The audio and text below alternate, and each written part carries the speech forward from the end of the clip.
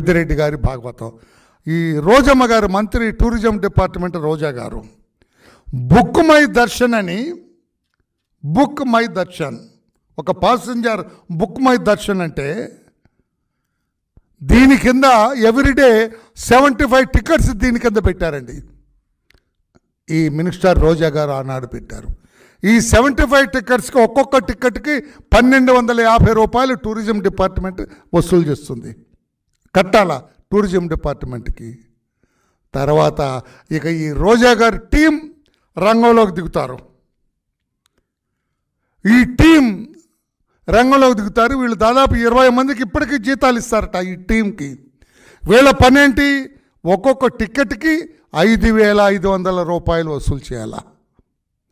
1250 రూపాయలు, 1250 రూపాయలు ప్రిస్క్రైబ్డ్ అయితే వసూలు చేయవలసి ఉంటే ఛార్జీలతో సహా, స్వామి దగ్గరకు వెళ్ళి తిరిగి వచ్చేంత వరకు ఛార్జీలతో సహా, దర్శనం 300 టికెట్ దర్శనంతో సహా 1250 రూపాయలు వసూలు చేయవలసి ఉంటే ఒక్కొక్క టికెట్కి బాహాటంగా 5500 రూపాయలు, అంటే దాదాపు 4250 రూపాయలు ఎక్స్ట్రా కలెక్ట్ చేస్తారు ఒక్కో టికెట్. ఇది సమయాన్ని బట్టి, సందర్భాన్ని బట్టి, ఆ రోజుల తిథి నక్షత్రాలు బట్టి పెరుగుతూ ఉంటుంది ఈ 75 టికెట్లు. తర్వాత ఇది మేనేజ్ చేయటానికి, బుక్ మై దర్శన్ అనేది మేనేజ్ చేయటానికి, ఈ బస్సులు ఎలా వస్తున్నాయి ఏంటని మేనేజ్ చేయటానికి 20 మంది ఉన్నారు. 20 మందికి టూరిజం డిపార్ట్మెంట్ ఇప్పటికీ జీతాలు ఇస్తుంది. చాలా దౌర్భాగ్యం. నేను టూరిజం మినిస్టర్ గారితో కూడా మాట్లాడతాను రేపు. టూరిజం మినిస్టర్ గారితో కూడా మాట్లాడతాను నేను. ఇదంతా అరికట్టవలసిన అవసరం ఉంది. జగన్మోహన్ రెడ్డి గారు ముఖ్యమంత్రిగా చేసే భ్రష్టు పట్టించిన విధానాలన్నింటినీ కూడా ప్రక్షాళన చేయవలసిన అవసరం ఉంది. ప్రక్షాళన చేయకపోతే భక్తులకు తెలియదు జగన్మోహన్ రెడ్డి గారి హయాంలో ఎంత దౌర్భాగ్య స్థితిలో ఉంది, చంద్రబాబు గారు ముఖ్యమంత్రి అయిన తర్వాత ఏ రకంగా ప్రక్షాళన చేసిందో భక్తులకి సుస్పష్టంగా తెలియాలి. అందుకే టూరిజం మంత్రి గారు కూడా దీని మీద దృష్టి పెట్టాలి. ఏమిటి ఇంకా 20 మందికి జీతాలు ఇస్తున్నారట. ఒక్కొక్కరికి 25 రూపాయలు, 19 మందికి ఒకడు ఉన్నాడట ఫస్ట్ నంబర్కి, ఆయనకేమో 35,000 రూపాయలు అంట. ఏం చేశారని అంటే స్వామివారి సొమ్ము దోపిడీ చేసినందుకు, దొంగతనం చేసినందుకు, మాఫియాగా చేరి వసూలు చేసినందుకు కూడా వాళ్ళకి జీతాలు ఇస్తుందట టూరిజం డిపార్ట్మెంట్. ఎక్కడ దౌర్జన్యం అండి, ఎక్కడ దుర్మార్గం అండి. జగన్మోహన్ రెడ్డి గారు ఏమిటి మీ అవినీతి? 5 ఏళ్ళు చేసింది ఏమిటి జగన్మోహన్ రెడ్డి గారు రాష్ట్ర ప్రజల కంటే? అవినీతి, అవినీతి, అవినీతి, అవినీతి. అవినీతిలో కొట్టుమిట్ట మునిగి పేకల దాకా మునిపోయారు. అందుకని ఈ రోజున దేశవ్యాప్తంగా, ప్రపంచవ్యాప్తంగా కూడా జగన్మోహన్ రెడ్డి గారు మిమ్మల్ని కొడుతున్నారు.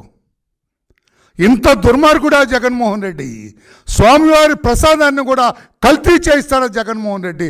ఇంత దుర్మార్గం మేము ఎన్నడూ చూడలేదంటున్నారు. రాష్ట్ర వ్యాప్తంగానే కాకుండా దేశవ్యాప్తంగా, ప్రపంచవ్యాప్తంగా కూడా ఇంత దుర్మార్గం మేము చూడలేదంటున్నారు జగన్మోహన్ రెడ్డి గారు.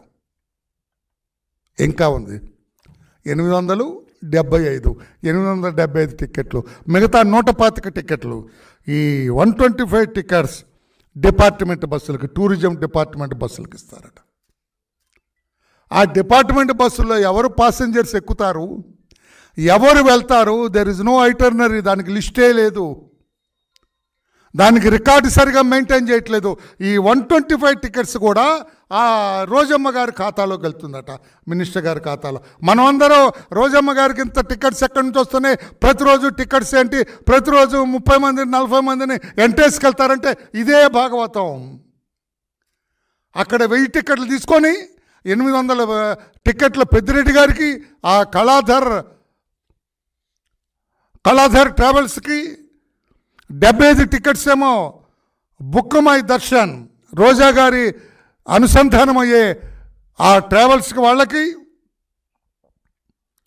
125 టికెట్స్ ఏమో టూరిజం డిపార్ట్మెంట్ బస్సులకి. ఈ రకంగా దొంగల దోపిడీని చేసినారయ్యా టీటీడీని దొంగల దోపిడీ చేసినారు జగన్మోహన్ రెడ్డి గారు. ఆ పవిత్రతని మొత్తం కూడా సర్వనాశనం చేసినారండి. అందుకే ఈ రోజున చంద్రబాబు నాయుడు గారు, అవర్ బిలవ్డ్ చీఫ్ మినిస్టర్, ప్రక్షాళన చేయండి, స్వామివారి దేవస్థానాన్ని సంప్రోక్షణ చేయండి, ఆలయ శుద్ధి చేయండి, వేద పండితుల్ని పిలిపించండి, ఆగమ శాస్త్రవేత్తల్ని పిలిపించండి, ఆలయం మొత్తం కూడా విధానం మొత్తం కూడా శుద్ధి చేసి రేపు బ్రహ్మోత్సవాలు కూడా జరగబోతున్నాయి.